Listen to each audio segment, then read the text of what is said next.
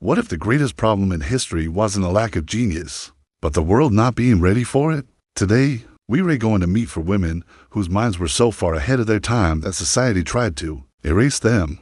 Mathematicians, philosophers, visionaries. Without them, the modern world might not exist. And if you stay until the end, you'll see how one idea from these women still controls your life every single day, even if you've never heard their names. This is Mind Against the World. We start in the 19th century with a young woman staring at a machine that doesn't quite exist yet. Her name is Ada Lovelace. She was the daughter of the poet Lord Byron, but instead of poetry, she fell in love with numbers and logic when she met Charles Babbage and his analytical engine, a mechanical calculator that had never been fully built. Everyone else saw a complicated machine. Ada saw something else. She realized that this engine wasn't just a calculator. It could be programmed, it could follow instructions, loop through operations, handle symbols, not just numbers. In an age of steam engines and telegraphs, Ada Lovelace imagined something closer to a laptop. She wrote what is widely considered the first computer algorithm in history. In other words, the first computer program. She even predicted that one day machines would compose music and create art. People at the time dismissed her ideas as fantasy. The machine was never completed. Ada died at 36. Almost completely unknown. A century later, humanity would reinvent what she had already seen. And today, every time you open an app, send a message, or watch this video, you're living in the world. Ada described a world she never got to see. Mind Against the World. And the world took 100 years to catch up. Now, let's move to another brilliant mind. History almost hid in the shadow of a man. Grace Chisholm Young. At the end of the 19th century, mathematics was dominated by men. Grace was brilliant, but doors were closed. She fought her way to a PhD in mathematics, something almost unheard of for a woman at the time. She married another mathematician, William Henry Young. Together, they published dozens of papers. But here's the catch: for many years, most of their work appeared only under his name. Grace wrote proofs, developed theorems, corrected mistakes, but when journals printed the results, the credit went to W.H. Young. Her handwriting appears in drafts. Her ideas appear in letters. Her logic appears in the mathematics itself, but the byline the name the world remembers was his. Today, mathematicians know that many of Young's theorems were largely Grace's work, but how many students as hear her name? Imagine spending your life solving problems no one else could solve, and then watching history attach your work to someone else. Mind Against the World. And the world pretended not to notice. But if you think that is unfair, wait until you hear about Emmy Noether. Albert Einstein himself called her a genius. Her ideas were so powerful that, even today, modern physics rests on them. Emmy Noether worked in early 20th century Germany. Universities did not want a woman teaching mathematics. For years, she lectured without a salary, and sometimes her classes were officially listed under a male professor's name. But what she discovered changed everything. Her famous result, Noether's theorem, links symmetry and conservation laws of physics.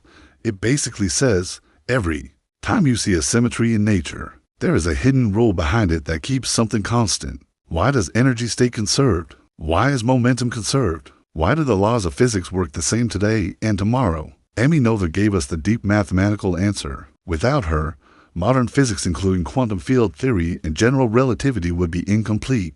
But when the Nazis came to power, she was forced out for being Jewish and a woman. She moved to the United States, taught quietly, and died at 53. No Nobel Prize, no global recognition in her lifetime. Today, physicists repeat her theorem as if it had always been there. But behind that theorem is a woman who had to fight just to stand in front of a blackboard. Mind Against the World. And the world almost lost one of the greatest brains it ever had. To see how far back this story goes, we need to travel much further into the past to the city of Alexandria in the 4th-5th century. There, we find Hypatia. Hypatia was a philosopher, mathematician, and astronomer in a world where women were expected to be silent and invisible. She taught in the great library of Alexandria's tradition, explaining geometry, astronomy, and philosophy to students from across the Mediterranean. She was respected by pagans and Christians alike until politics and religion turned the city into a battlefield. For some, a woman who taught men and questioned authority was unacceptable. Rumors and lies spread.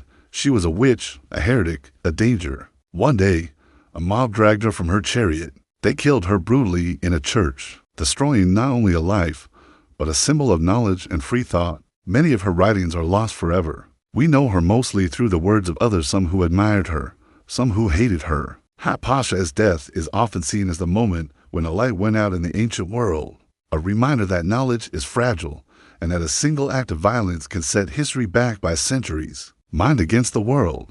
And sometimes, the world chooses darkness. So what connects these for women? Ada Lovelace saw computers before they existed. Chisholm Young gave math that someone else signed. Emmy Noether rewrote the laws of physics without recognition. Hypatia tried to keep the flame of knowledge alive in a world that wanted to burn it. Different centuries, different fields, same pattern. They weren't just fighting for ideas. They were fighting against a world that said they shouldn't think that way at all. And here's the revelation I promised at the beginning.